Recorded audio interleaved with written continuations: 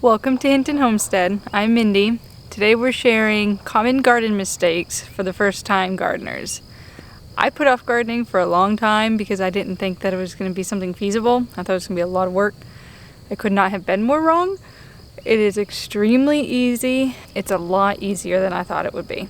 So today I want to share some of the mistakes that I made when I first started, and hopefully it'll get you on the right track when you start your garden, because there is no better time to start a garden than right now. One tip is if you have a cat and you're out in the garden, the cat's going to find its way to you. One question that people ask a lot is, do I need proper materials? Do I need a hand shovel, a rake, a pitchfork? Do I need to go out to the store and spend $150 and buy basically every garden tool that you can think of? In short, no, you don't need to do that at all. When I first started gardening, this was my tool of choice. It's literally just an old fuel injector bottle. It's empty, of course, and it was perfect for creating holes for the seeds. I think that diameter is like an inch or so, 3/4 of an inch, but it was perfect. And when I needed to, I just used it as a pitchfork and dragged it along the dirt, and it worked just fine to stir up the dirt. Do you need gloves? Not really. Most of the time I don't use gloves. It is all personal preference. If you don't like getting your hands dirty, then yes. If you're wearing really expensive rings, either take them off or be prepared to have to clean them. It gets very dirty, of course. We're out here in the garden, you're playing in dirt. Of course it's going to get dirty. Another reason to have gloves is the bugs. I can't tell you how many times I've dug into a garden bed and there are 100 ants sitting there waiting for me. And I, personally, am scared to death of ants. Give me a spider, a scorpion, anything, but I am afraid to death of ants. So when I'm in a part of the garden that I haven't been in a while, I always have my gloves handy for that one reason. See what I mean? Once your plant has sprouted and it's maybe an inch, inch and a half tall, I would recommend researching that plant a little bit. Research what it looks like, because a lot of times I've accidentally pulled the plant and I thought it was a weed. Another reason is you don't want the weeds to continue to grow in the garden. We want to get those weeds out as soon as we can. We had a really heavy rainfall the other day and then this sprouted up, so I have a feeling I thought this was a garlic stem instead. So this is my garlic. Everything looks pretty uniform, right? Everything looks about the same. Well, once that last rainfall came, this baby sprouted up and he looks a little different than the others. One of the ways that you can tell it's a weed and it's grown quite substantially and it looks similar to your plant, kind of like with my garlic right now, is to smell it. If you break a piece of it, especially with garlic, the leaves are going to smell like garlic. Same with tomatoes. The tomato leaves have a distinct smell, and once you've grown a tomato plant, you're always going to know what that leaf smell is. Before we pick this, I'm going to smell it real quick and just make sure that it's not garlic. Oscar! Sometimes when you're picking a really big weed like that and it's formed its roots pretty significantly, it might be better just to leave it. Sometimes if you pull the roots and they're intertwined with the roots of your plant, it can damage your roots, the roots that you want to grow. So sometimes it's better just to leave the weed.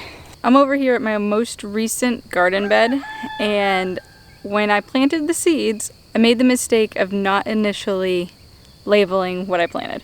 I know one corner pretty well, but I was on the phone and I was distracted, not paying attention, and I don't remember now what I planted. For the first time gardener, that can be very problematic because you're really not going to know where you planted, what you planted, and what looks like a weed and what's not a weed. I can pretty much tell right now what is a weed and what isn't, especially because this is a new garden bed and there's very few, if any, weeds in this.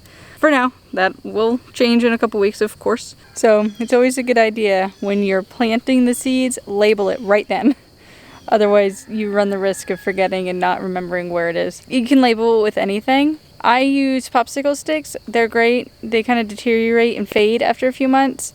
You can also cut up an old blind, the vinyl part, the plastic part of the vine, and use that. You can also cut up an old cottage cheese container or like a yogurt container, something plastic that's easily pliable.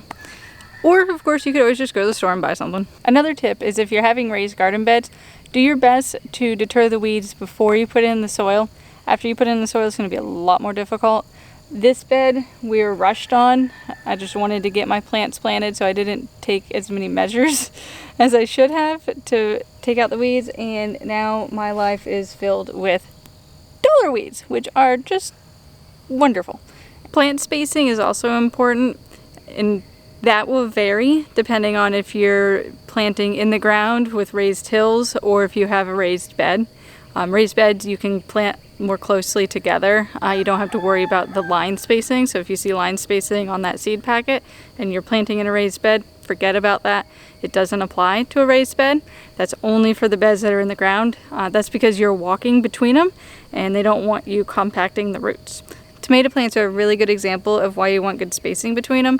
If they're too close together and you live in a hot and humid climate like we do, then they're more subject to moisture related diseases like blight. And that brings us to our next topic, which is pruning. Pruning isn't 100% necessary. If you leave the plant and let it grow on its own, it'll probably do just fine. If you prune it, it'll do even better. Tomato plants are a really good example to show you of when you need to prune. Pruning not only gets rid of the part of the plant that's taking up too much energy, and it allows energy to go towards the stronger parts of the plant, the more important parts of the plant, but it also allows airflow to get through the plant, which is very important. One last bit of advice is when you have the seed packet, don't just pour the whole seed packet into a container or directly into the ground. Plant each individual seed. It's very tedious, yes, but that is very important. That goes back to our seed spacing in the beginning that we were talking about. I made that mistake one time. I took a seed packet and I literally just poured the whole seed packet in, and luckily my husband came over and was like, no. And that was my first time gardening. And look where I am now. So you can do this. I promise you can do it. It's just, the only thing it takes is you trying. That's it. It's really simple. So I encourage you to please get some seed packets, buy some plants at the store, put them in the ground, and just get started. That's the hardest part, is just getting started. Thank you for watching. I'm Mindy with Hinton Homestead, and remember to never give up. Talk to you next time.